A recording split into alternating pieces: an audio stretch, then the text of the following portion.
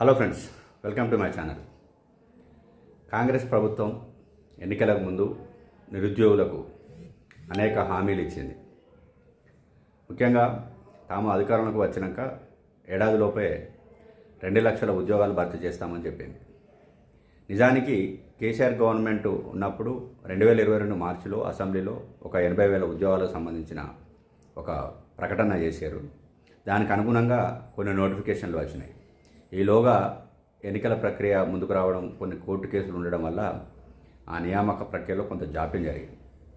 కాంగ్రెస్ అధికారంలోకి వచ్చిన తర్వాత గ్రూప్ 1 రద్దు చేసి కొత్త నోటిఫికేషన్ ఇచ్చింది. ఆ గవర్నమెంట్ ఇచ్చిన 500 నోటిఫికేషన్ కొన్ని పోస్టులు కలిపి, అట్లనే టీచర్ పోస్టులు 5,000 చిల్లర ఉంటే కొన్ని కలిపి 11,000తోని డిఎస్సి నోటిఫికేషన్ రద్దు చేసి మళ్ళా నోటిఫికేషన్ ఇచ్చింది.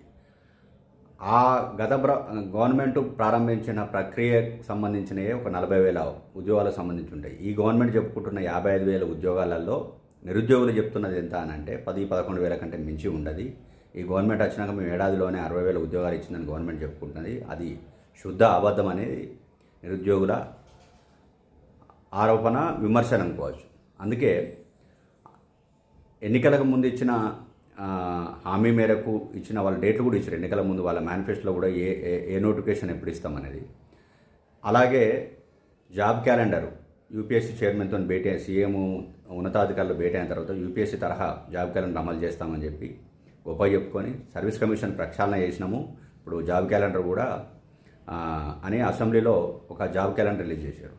ఈ రెండు అలా మేనిఫెస్టో ప్రకారం కావచ్చు, లేకపోతే జాబ్ క్యాలెండర్ అసెంబ్లీలో పెట్టిన జాబ్ క్యాలెండర్ కూడా ఏ ఒక్కటి కూడా దానికి అనుగుణంగా ఒక నోటిఫికేషన్ రాలేదు, ఏం లేదు. పైగా ముఖ్యమంత్రి సహా మంత్రులందరూ ఏం చెప్తారు అని అంటే నోటిఫికేషన్లు వద్దని నిరుద్యోగులు ధర్నా చేస్తున్నారు అని, అది ఏకైక రాష్ట్రం తెలంగాణ ఒక అబద్ధాన్ని ప్రచారం చేయడం మొదలుపెట్టారు. నిజానికి జాబ్ క్యాలెండర్ అమలు చేయాలని, నోటిఫికేషన్లు ఇవ్వాలని నిరుద్యోగులు 3 సార్లు ఇందిరా పార్క్ వద్ద ధర్నా చేసిన సంగతి మనకు తెలిసిందే.